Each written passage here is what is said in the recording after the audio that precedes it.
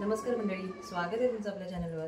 तर आता मी बनवते आज टाकळ्याची भाजी। बघा, ही टाकळ्याची ना मी अशी पानं अशी काढून घेते।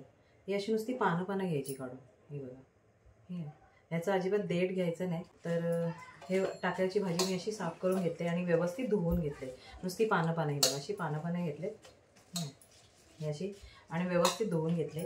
आता मी काय करणार आहे, आता ह्या पानांना मी बारीक चिरून घेते मस्त व्यवस्थित।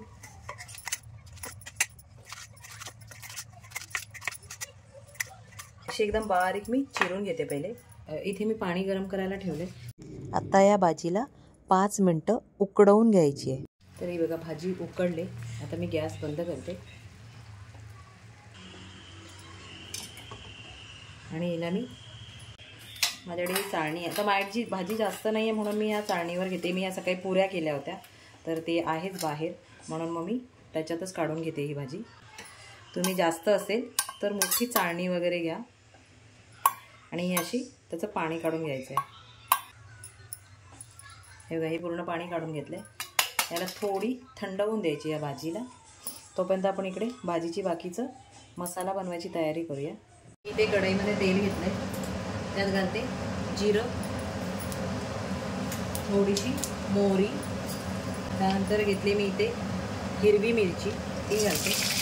मिरचीच्या ऐवजी तुम्ही लाल मिरची पावडर पण वापरू शकता। इथे हिंग घालते थोडंसं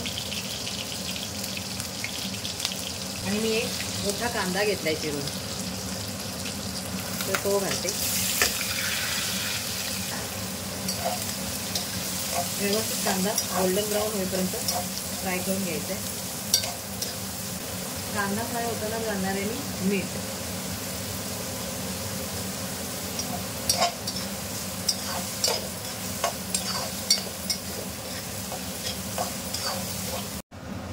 भाजी बघा थंड झाले आणि पाणी व्यवस्थित पूर्ण त्यातलं निघालंय। आता याला काय करायचं, व्यवस्थित पिळून घ्यायची। अशी पिळून घ्यायची। तर अशी मी पिळून घेतली भाजी। हे बघा, आता हा कांदा गोल्डन ब्राऊन झालाय। यात घालते थोडीशी हळद। ही जी पिळून घेतलेली भाजी आहे तर ही घालणार आहे। ही अशी थोडीशी अशी मोकळी करून घ्यायची अशी, आणि याला व्यवस्थित फ्राय करून घ्यायची या कांद्यामध्ये। ही बघा, ही भाजी तयार झाली। तुम्ही या भाजीला ना जितकी बारीक चिरा तितकी ती अशी व्यवस्थित अशी फळफळीत होते एकदम। तर एकदम बारीक चिरायची। ही अशी भाजी तयार झाली। तर ही तांदळाची भाकरी आणि आपली टाकळ्याची भाजी तयार आहे खाण्यासाठी।